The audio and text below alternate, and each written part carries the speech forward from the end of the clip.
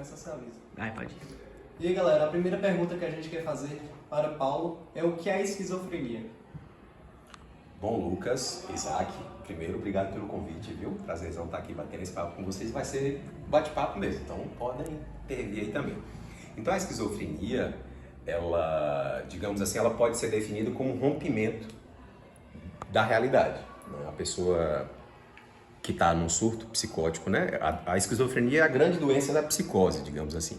Então, quando a pessoa está num surto psicótico, ela está marcada por um rompimento com a realidade que é nos compartilhada todos nós, por exemplo. Então, ela passa a viver uma realidade que é muito própria, né? Que, de acordo com os surtos, isso vai se intensificando. Então, de um modo geral, ela pode ser definida assim. Então, você falou um pouco da introdução e eu quero perguntar um pouco das características. Fala um pouco para a gente.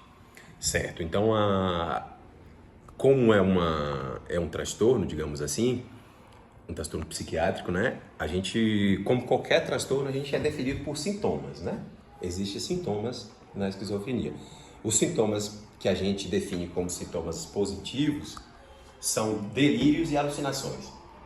O delírio é aquela ideia que a pessoa tem, assim, que lhe é muito própria, que é uma realidade muito própria e muito arraigada, né? Então a pessoa, ela começa a criar uma ideia própria e às vezes ela vai compartilhando aquela ideia com outras pessoas e às vezes as pessoas começam a não entender. E aí começa a dizer, não, mas não faz sentido. Mas para a pessoa que portadora de esquizofrenia faz total sentido, porque a realidade para ela é muito própria, né? Então ela tem uma ideia muito central. Essa ideia pode ser assim, ó, eu converso com Deus, né? Eu sei como me tornar Deus. Eu já ouvi diversas, conversando com pessoas portadoras, já ouvi diversos relatos assim. Ou então com ideias assim, persecutórias, né? De perseguição. Por exemplo, em sala de aula, com adolescentes, jovens, por exemplo, que são portadores ou portadoras, eles têm a ideia de que estão sendo perseguidos, por exemplo. A turma toda está me perseguindo, o professor está me perseguindo. E é muito difícil você demonstrar para ele que aquilo é uma ideia produzida pelo cérebro dele. Muito difícil tirar da cabeça, né? Exatamente. É uma ideia porque ela está muito arraigada. Porque é uma característica estrutural do sintoma, ou seja, muito biológica do sintoma, não, do próprio transtorno, né? Então, o delírio é um dos sintomas. A alucinação já engloba sintomas assim mais, digamos assim, até mais graves, porque a alucinação a pessoa vai ouvir vozes, ela pode ouvir vozes, ela pode ver, né? Então é comum uma pessoa dizer assim, ó, não, mas eu tô vendo pessoas, eu tô ouvindo, ela tá conversando comigo. Então é muito comum você ouvir esses relatos de pessoas portadoras. Muita gente na rua também que a gente vê que chama de doido, né? Tá conversando com... Não tem ninguém conversando com ele, mas ele tá imaginando que alguém tá conversando com ele. Exatamente. Essas pessoas, né, que no senso comum a gente chama de pessoas, né, no geral a população costuma tratar como doido, como pessoas loucas, a grande maioria, na verdade, são portadores de esquizofrenia. Ela é o grande transtorno da loucura, por exemplo, né, de um modo geral, quando a gente fala de loucura. E para vocês terem uma ideia, grande parte da população em situação de rua são portadoras de esquizofrenia, que não foram tratadas, desenvolveu os sintomas. Como não teve o tratamento correto, a saída, muitas vezes, como consequência, passou a ser a rua. Então, cerca de metade da população de rua, por exemplo, são portadoras de esquizofrenia.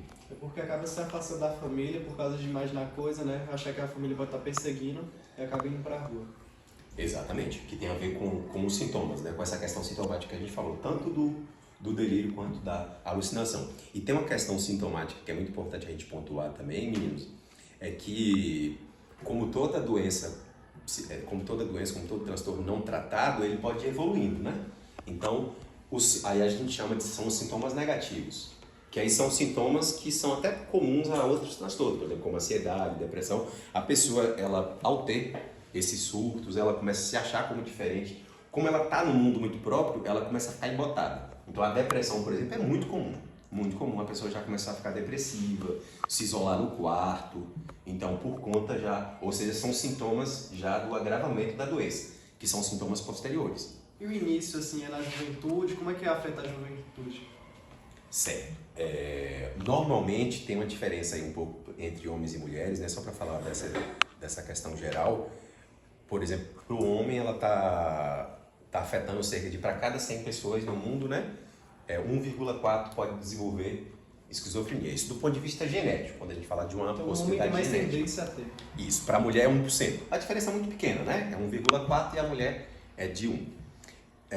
Quando a gente fala da questão da idade, também tem uma pequena diferença. Normalmente, para o homem, a questão do primeiro surto, né, o primeiro sintoma, ele aparece entre os 15 e os 25.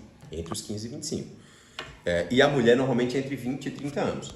Mas, assim, quando a gente fala de ciência, tudo não é 100%, né? Normalmente é em termos de maioria. A grande maioria das pessoas portadoras, elas vão desenvolver nessa idade. Mas significa, uma pessoa pode desenvolver antes, Paulo? Pode sim. Antes dos 15 ela pode desenvolver? Pode. Né? Em situações muito específicas, mas pode. Por exemplo, quando a gente fala do uso de algumas drogas, por exemplo, a pessoa pode desenvolver esquizofrenia como consequência. Né? A própria maconha, a própria cocaína. A maconha, por exemplo, ela tem uma influência se tiver o uso antes dos 15. Um adolescente de 12, 13 anos fazendo uso de maconha, ele aumenta a chance. Em 3 vezes, por exemplo. Então, se ele tem uma herança genética de 1%, ele passa a ter 4%. Porque aumentou. Ele aumenta a chance de ter esquizofrenia, porque ela libera dopamina. É uma substância alucinógena. A cocaína também. O crack, muito mais. Né? Todas essas drogas, elas podem agravar. Sobretudo em usos precoces. A pessoa também com o uso crônico de cocaína, de crack, pode desenvolver esquizofrenia como consequência? Pode sim. Mas a grande maioria das pessoas não são nem usuárias de droga antes, elas usam depois. Essas pessoas, como é que podemos lidar com ela no dia a dia? Identificar também, porque no dia a dia a gente pode ter familiares com o caso de esquizofrenia, a gente não sabe como lidar. Certo. Normalmente, como ela aparece a partir do surto, é muito difícil de identificar antes dos surtos. Certo? É uma doença, ela é uma incógnita. Silenciosa, né? É muito silenciosa, porque às vezes a pessoa tem uma vida ali, até os 25 anos, tranquilo, não apareceu nada. E aí, do nada, aparece um surto. Ela surta. E aí, só que assim, como eu falei para vocês no início, se a intervenção aparece de imediato, a chance dela voltar, né, dela não ter mais não desenvolver a doença, não cronificar a doença, é muito grande. Por isso que a sociedade precisa estar bem atenta, como a sociedade como um todo, né? Eu acho que a gente tem que falar disso em todos os lugares. Por isso, parabéns para vocês aí pelo tema, tá bom? Porque a gente alerta, a gente vai para a prevenção, né? E tudo em saúde, quando a gente fala em modo preventivo, é melhor. Então, a esquizofrenia muitas vezes não tem como você fazer essa primeira prevenção. Por isso que a grande, nesse sentido, ela é perversa assim mesmo. É uma doença perversa porque muitas vezes ela não avisa, ela não dá sinais de que pode vir. Ela já vem com um surto psicótico. E como podemos buscar ajuda para essa doença? Certo. A ajuda é médica, psiquiatra e psicológica. Certo? Nos centros de saúde, aí você tem tanto centros públicos quanto centros privados. Claro, a gente deixa muito a desejar, né? A sociedade ainda não tem inclusive em termos de medicação. Por exemplo, todos os outros tratamentos, por exemplo, relacionados à depressão, ansiedade, evoluímos muito mais. E são doenças do ponto de vista da caracterização neurótica, ou seja, são doenças muito mais jovens. A esquizofrenia é muito mais antiga. E ainda não conseguimos avançar tanto. Mas já sabemos que o tratamento precoce é a melhor saída. Então, o que a gente tem que fazer? Educar a sociedade para que a pessoa teve um surto, leve de imediato num centro de saúde.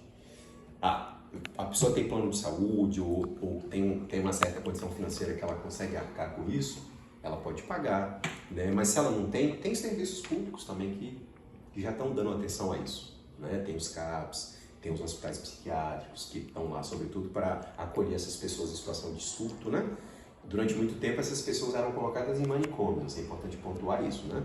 E a grande maioria das pessoas que estavam colocadas em manicômios eram esquizofrênicas, eram pessoas portadoras de esquizofrenia. Como é que está essa taxa no Brasil de pessoas que sofrem de esquizofrenia? Certo. Essa taxa é muito difícil até de ter uma certeza, né? Sobretudo depois da pandemia, que teve um agravamento. sobretudo de pessoas em situação de rua. Então hoje está difícil a gente mapear. Mas tem um dado interessante da OMS que estima-se que 23 milhões, quer dizer, o dado era de prevalência lá, né? De 2018. Da OMS que estima-se que 23 milhões de pessoas no mundo têm a doença. E no Brasil, cerca de 2,5 milhões de pessoas. Não deixa de ser um número alto, né? Muito alto, um número alto. Então, galera... Por isso que a gente precisa cada vez mais conversar sobre, né? A gente precisa conversar isso entre família, conversar isso nas igrejas, conversar isso nos grupos de jovens, porque qualquer pessoa pode estar suscetível do nosso grupo de amigos, né? do nosso grupo familiar, está suscetível a desenvolver. Né? Então, assim, quando a gente pega a 1% é baixo, né? De fato é baixo, mas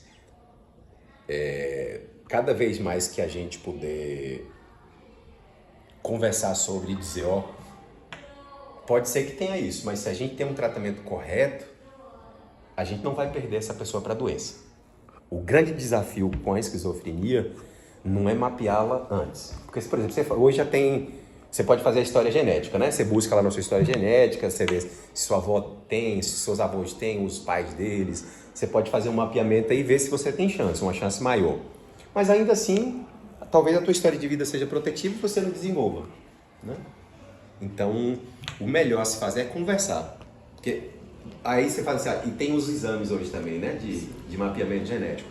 Aí você pode até fazer, e o exame vai te dizer lá, a minha chance é de 2%, é de 1,5%, é de menos de 1%. Mas, de novo, você vai ter a informação, mas não significa, né?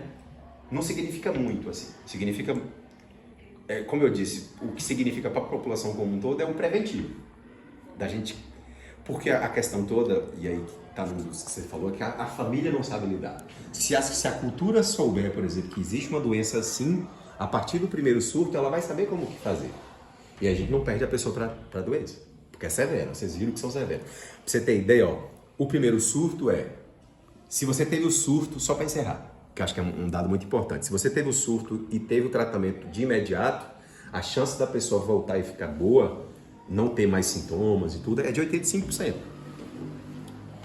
Se a pessoa não foi tratada e teve um segundo surto, a chance já diminui para 50%. Já é 35% a menos, né? E agora, ainda tem outro dado. No terceiro surto, a chance dela voltar já cai para 35%. Então ou seja... A cada surto já é muito porcentagem a menos, né? A cada surto você vai perdendo a pessoa para a doença, que é a realidade paralela, né? Que é a realidade própria que ela está construindo através do delírio, que é uma ideia própria. Pode ser assim, minha mãe me odeia, pode ser que a família me odeia, meu pai me odeia, ou meus professores estão me perseguindo, né? E pode ser desde as alucinações que vão agravando, como eu falei, né? Eu ouço vozes, eu vejo vultos, eu vejo pessoas, vejo demônios, ainda é muito comum relatos assim, né? E aí, depois disso, o isolamento, como eu falei, né? Os sintomas que vêm depois e aí... Então, como ficou claro, né? A prevenção é a palavra mágica para essa doença. E no caso dela, assim, por exemplo, que às vezes você tem outras doenças, de um modo geral, falando de doença de um modo geral, que a prevenção é mais ampla, né? No caso da esquizofrenia, a própria prevenção tem um limite, porque muitas vezes você não sabe se a pessoa vai ter. E aí você só sabe que a pessoa tem após o primeiro surto. Ficou claro? Claro. Então é isso, galera. Esse foi um bate-papo com o Paulo aqui sobre a esquizofrenia. Então a gente agradece a presença dele aqui. Eu que agradeço, galera. Ó. Feliz demais por conversar um pouquinho com vocês. Isso.